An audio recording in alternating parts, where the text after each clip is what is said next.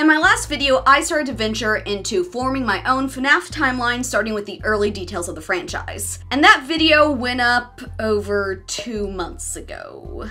Yeah, sorry about that.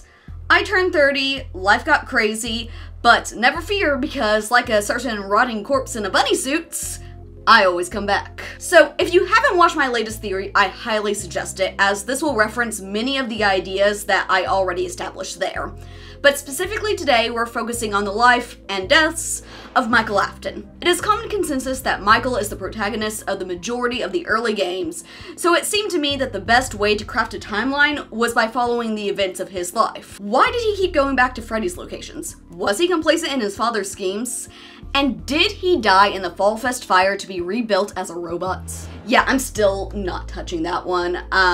Again, watch the last video for context. We start with what I assume was at least a somewhat decent family. There was Michael, his little brother and sister, and their parents. As discussed in the last video, I've theorized that William and Henry had a bit of a rivalry at the town's Fall Fest, culminating in William starting a fire that led to losses for both men. If William was ever a good father, I believe this is the moment when things started to change.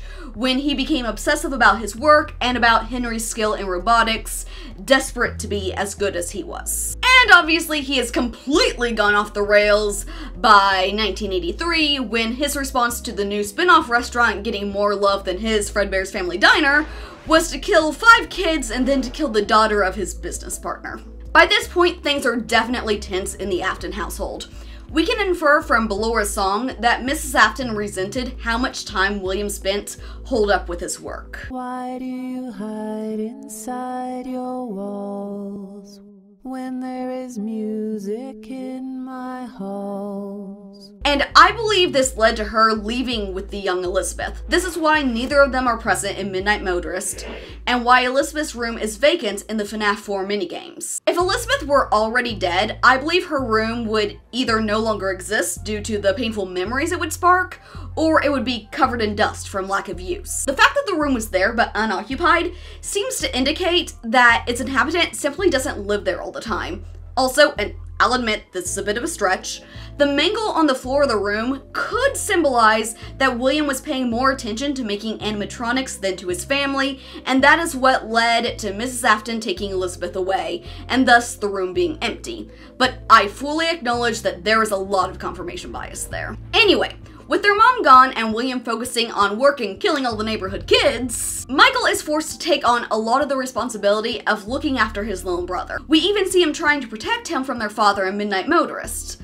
But Michael's still a kid too. I'm estimating his age to be around 14 at this time, based on a guess that he's 18 in FNAF 2. And as the crying child becomes terrified of the animatronics at the very place Michael always brought him during the day, he becomes even more difficult to care for, and Michael's resentment for his brother grows. His brotherly teasing morphs into full-on bullying. Michael doesn't know of the experiments their father is running on his little brother. He doesn't understand where this new fear is coming from, and so he taunts him with it. And of course, this leads to a prank going terribly wrong, resulting in the crying child passing away in the hospital sometime afterwards.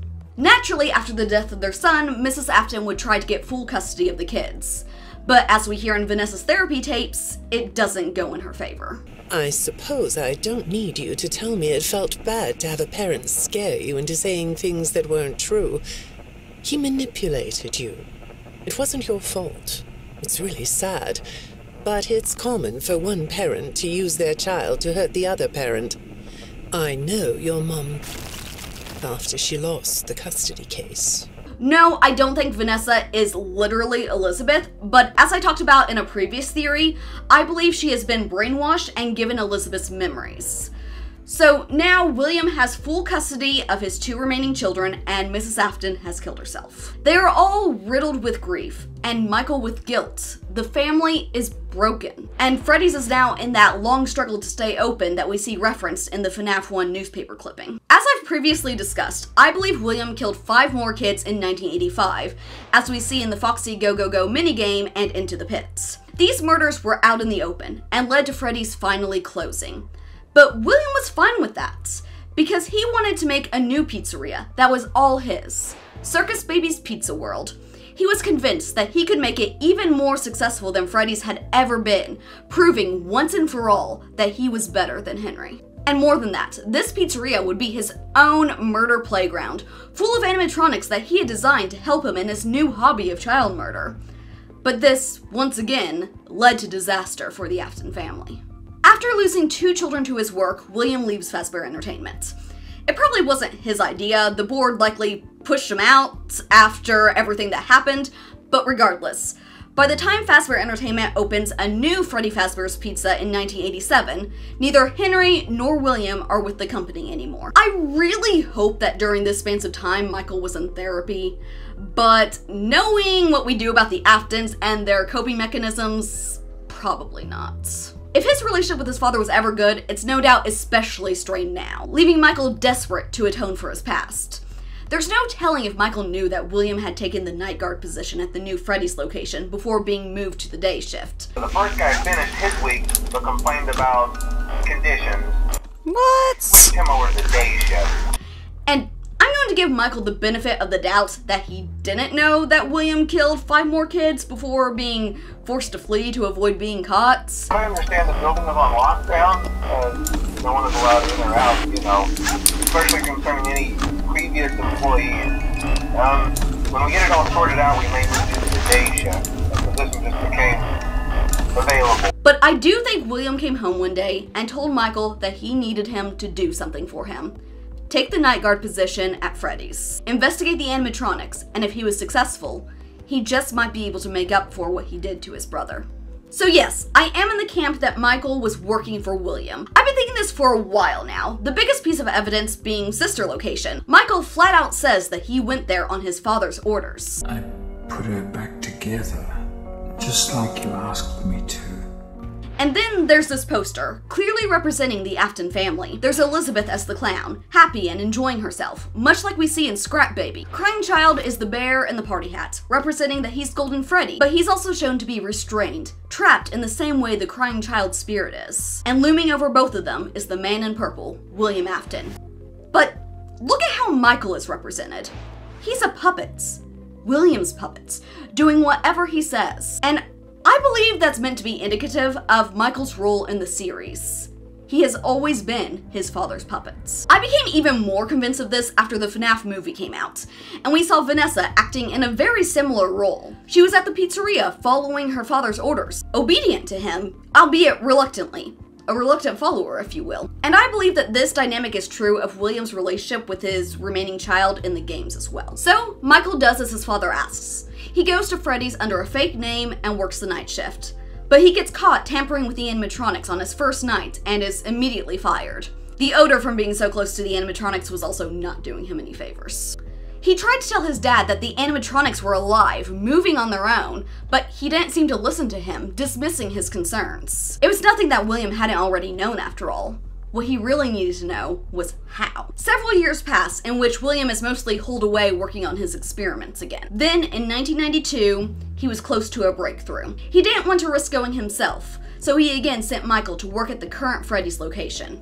I'm going with the 92 date instead of the popular 93 due to the fact that the minimum wage still lines up and it's consistent with being paid on a Thursday like we see in FNAF 2. It also allows for the week to end on a Friday the 13th, which just seems really fitting. So now we have not only the gameplay of FNAF 1, but also of FNAF 4. In Alone Together, we're told that ghosts can give dreams to the people they're haunting. And I believe that's what we see in the FNAF 4 gameplay. The crying child showing Michael what their father did to him, the experiments that he was subjected to after running away in Midnight Motorist. If we look back at the FNAF 4 trailer, it says, "What have you brought home?" alluding to the fact that Michael brought something home with him from his shift at the pizzeria. Was it me? All the teasers asked, eventually leading to Fredbear's teaser. Or was it me?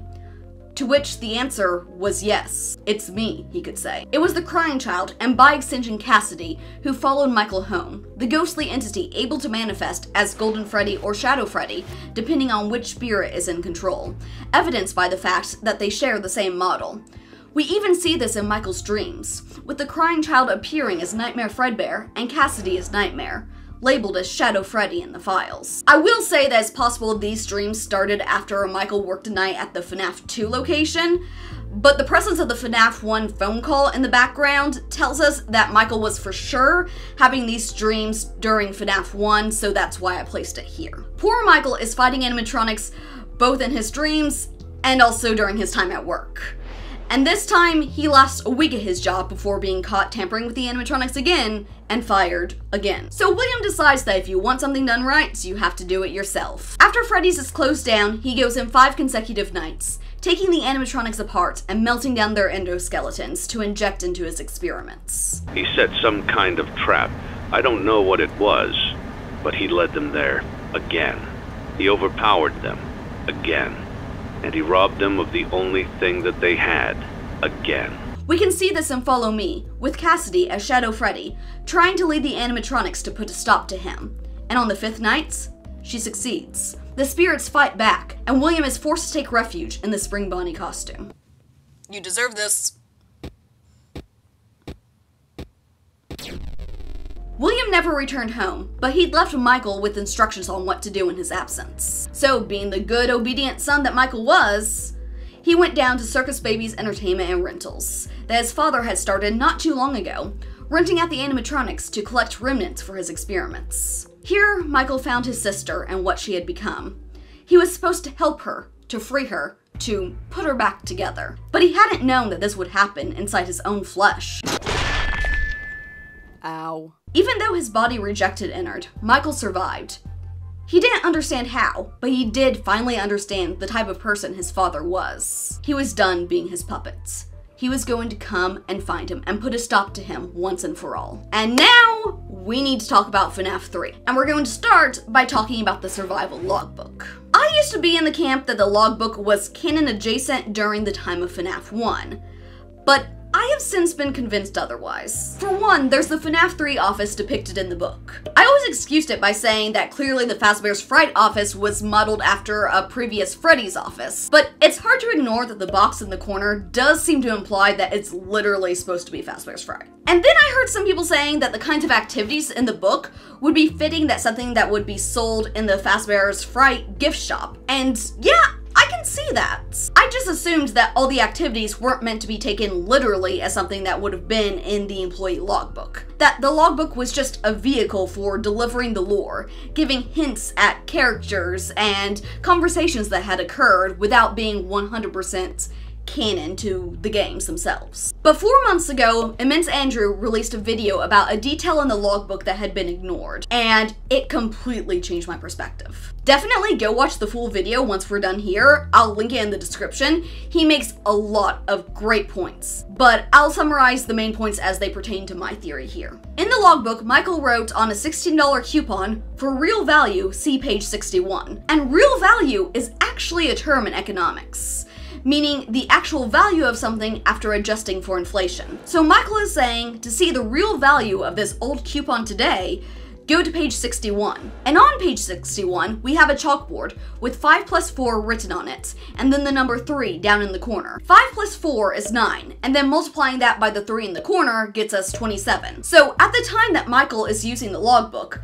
the $16 coupon would be worth $27, which means that by looking at inflation rates, we can determine what year Michael was using the logbook. If FNAF 1 took place in 1992, then it makes sense that that would be the last year these coupons would have been printed. And putting $16 in 1992 into an inflation calculator to give us $27 in the present, we see that Michael would have written this in 2015. I personally have tried plugging multiple years into an inflation calculator, and with an honorable mention to 1993 getting us to 2017, these are the only years that even remotely work. So not only have I come around on the logbook taking place around FNAF 3, I'm also now saying that FNAF 3 takes place in 2015. And this is actually something else that Immense Andrew talks about in his video, but this doesn't actually contradict anything like I initially assumed it would. Yes, we all assumed that 30 years after Freddy Fazbear's Pizza closed its doors referred to 30 years after FNAF 1, but what's 30 years before 2015? 1985, the year Freddy Fazbear's originally closed. There's a couple other reasons I really like the 2015 date, but I'll save that for my next bound to be controversial theory. So be sure to subscribe so you don't miss it. Right now, we're still focusing on Michael though. He burned down Fazbear's Fright, but his father survived. So in 2023, when he sees a job listing to open a franchise of Freddy Fazbear's Pizza Place, he knows something's up, and he takes the job. And to you, my brave volunteer, who somehow found this job listing not intended for you. Although there was a way out planned for you, I have a feeling that's not what you want. I have a feeling that you are right where you want to be. Michael doesn't take the escape route that Henry offered him. He's ready to be done. To find peace, finally. Alright, you know, I feel like this theory has kind of been a tame one. Michael working with his dad isn't unheard of, and yeah, I'm going against the popular date for FNAF 3, but it's not that crazy. So why don't I spice things up a bit with a hot take?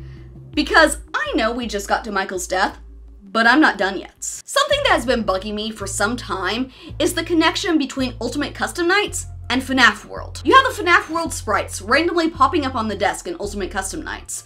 And then you have the Old Man Consequences Easter egg that literally gives you the trophy in FNAF World. All this to me says that these two games are happening simultaneously, that they are two different purgatories existing alongside each other. And if Ultimate Custom Night is William's purgatory, then FNAF World is purgatory for someone else. And I'm proposing that it's Michael's. We can even hear William screaming Mike in the Old Man Consequences Easter egg, implying that his son is present in some way, just a few glitches up. Meanwhile, if Michael wades into the lake, I believe that is him giving up on his task, leaving his purgatory and moving on like the souls of his mother and his sister, which is what we see in that ending, but not his brother, because he's still trapped. And that's why Michael won't choose to take this path. Because in death, Michael is finally able to do the one thing he'd been so desperately trying to achieve in life. Atone for his actions. Fix things with his brother by helping him to move on. And when we get the clock ending in FNAF World, we are rewarded with the trophy of the crying child, showing that we were successful. Now, I'm on the fence about whether Cassidy is running both purgatories, or Right Host has theorized that she's running Ultimate Custom Nights while Charlie is running FNAF World.